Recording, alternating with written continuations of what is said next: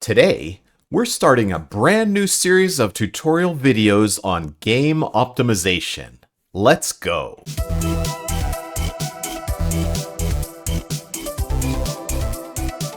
So typically on my channel, I show how to create shaders. Object shaders, post-process shaders, user interface shaders, all kinds of shaders. But today, we're going to start something a little bit different. I'm going to show you how to optimize your game project. And yes, optimizing shaders will be a part of it, but we're going to cover a broad range of topics. Most of the topics I cover will be applicable to most all game engines. As usual, I'll be showing things in both Unreal and Unity, and sometimes I'll cover things that are specific to one or the other, but in general, I'm going to be teaching principles that are universally applicable. So you should be able to apply what I'm teaching here, at least in a general way, to just about any game engine or project. We're going to cover topics like how to analyze your game to figure out what's making it run slow, and then what to do about it once you find the problem. We'll be going over occlusion culling, LOD adjustments, batching and instancing, early distance culling, lighting simplification, and shader optimization. It's going to be great. And hopefully, I'll be able to show you some things that will help you improve the performance of your game. Before we get too deep into specifics, there are some general topics that I want to cover first so that we have a foundation to build on. Let's start off with why. Why should you put time and effort into optimizing your game and making sure that it runs as fast as possible? Over the last 2 decades, advances in real-time graphics have enabled us to make games that are much closer to movies in terms of visual quality and rendering. But there's still one major difference between making a movie and making a game. In a movie, the highest priority is rendering quality and storytelling. Rendering performance doesn't matter much, or at least it isn't as high a priority as visual quality is. On the other hand, the defining characteristic of a game over any other form of entertainment is that it's interactive. The player is in control. They choose where to look, where to go, and what to do. The faster the game runs, the more control the player has and the more immersive the experience is. A game that runs slow breaks the player's immersion and gives them a lower quality experience. And so in a game project, the number one priority, even more important than the graphics quality or the storytelling, is performance. No matter how amazing the game looks, if it runs slow, it's not a good game. So, take the time to ensure that your game runs as fast as possible. A faster rendering game is a better game. Okay, but now I hear you saying, well, I'm an artist, and it's my job to make the game look amazing. Shouldn't the programmers be the ones who are doing the optimization? Aren't engineers in charge of making sure the game runs fast? Okay, let's talk about that. Who is actually responsible to make the game run well? Just a minute ago, we established that the highest priority when making a game is making sure that it runs fast.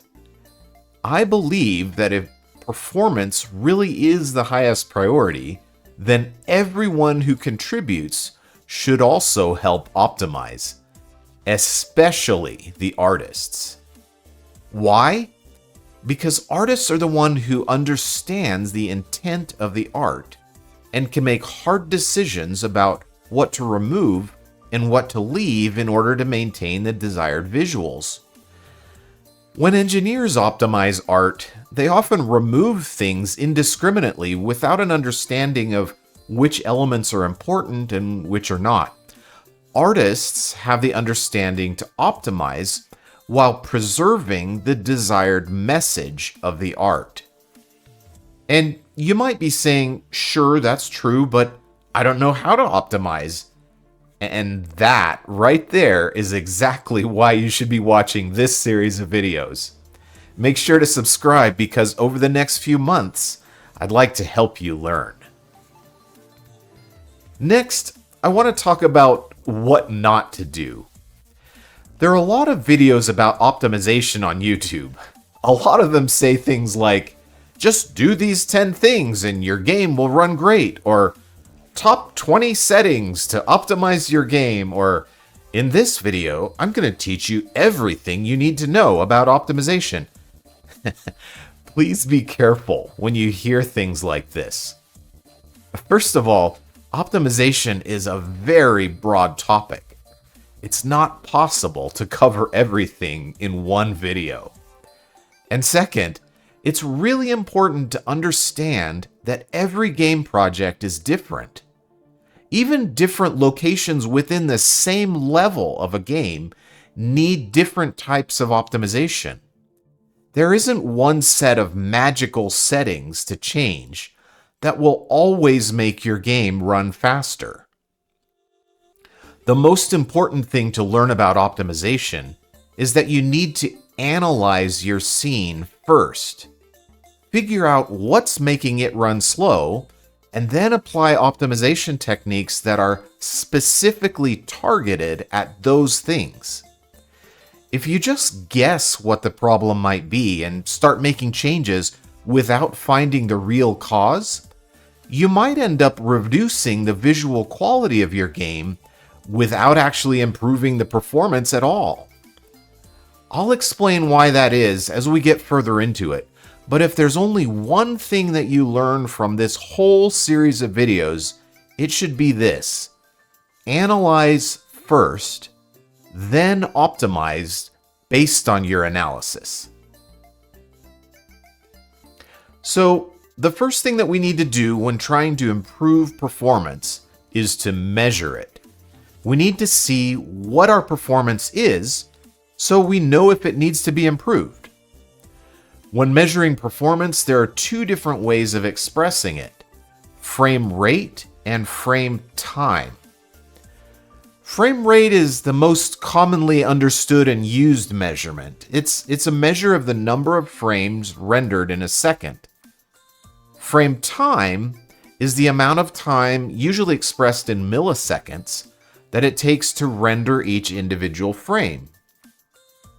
Frame rate works fine for judging the general state of performance, but frame time is a much better measurement when you get into the detailed work of optimization for a couple of reasons.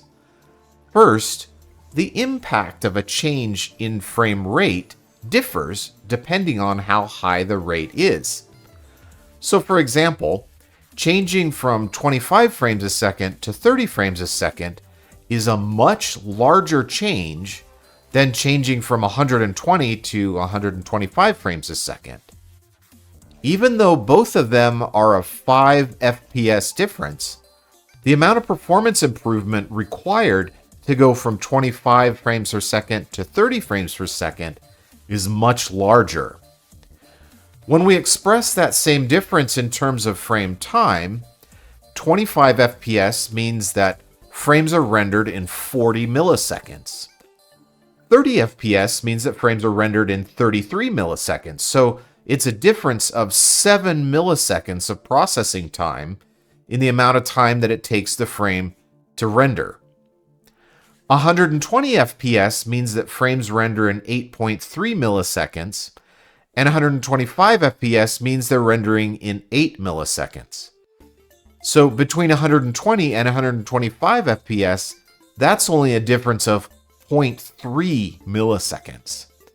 So we're talking about 7 milliseconds versus 0.3 milliseconds, and that gap is huge. So as much as possible, we want to use frame time as our performance measurement instead of frame rate, so that our improvements are clear and progression is on a linear scale. When optimizing the art or the graphics of a game, our optimization efforts often fall into two categories: asset optimization and level or game optimization. Asset optimization is optimizing individual assets, trees, rocks, characters, explosion, visual effects, etc., to ensure that they're below the target polygon count, use an appropriate number of draw calls, use textures that are appropriately sized and compressed, and that they have level of details or LODs that switch at the appropriate distances, all of these things. Asset optimization should be done as the assets themselves are created. In this series, I'm not going to spend a lot of time covering asset optimization, but I may throw out a few tips here and there as we go along. Okay, but what happens is, no matter how amazingly optimized the individual assets are, someone working on the game always finds a way to do something ridiculous with them, like scale them down really small and then add 10,000 of them to the level. And this is why we need to focus on level optimization as well. If we have a great set of optimized assets, but they're combined in an unoptimized way when we're building the level, the game will still run slow. So in this series, I'm mostly going to be focused on game and level optimization, showing you how to analyze your scene, find the bottlenecks, and then fix them. All right, one last principle. A couple of years ago, I was helping a group of students to create a game for their final project. On the last day of the project, one of the students came to me and he said, "Okay, I think we're ready to start optimizing it now. What should we do?" I had a nice quiet laugh to myself, and then I did my best to help. But this illustrates the next point that I want to make, which is optimization should be happening during the whole project, not just at the end. At the beginning of the project, we need to learn the capabilities of our target hardware so we know how much it can do. We need to set performance budgets and plan with optimization in mind. During the production phase of the project, we should be building assets that are optimized to stay within the budgets we set at the beginning, and we should be constantly referencing our on-screen metrics to make sure that the game is staying within our set targets. And then at the end, we can go in and work on a few targeted areas that are problematic. But the more that we do up front and all along, the less cleanup we'll need to do at the end. Now, I know I've thrown out a lot of terms here, and we're going to get more into the specifics of all of these things in the future videos in this series. All right, I think that about covers it today. We went over a bunch of fundamental principles of optimization. In the coming weeks, we're going to get a lot more specific. Next week, I'm going to take you on a tour of the graphics pipeline and get into some details about how the rendering hardware works so that you'll understand what's happening under the hood. Hope you come back for that one, and in the meantime, have a great week.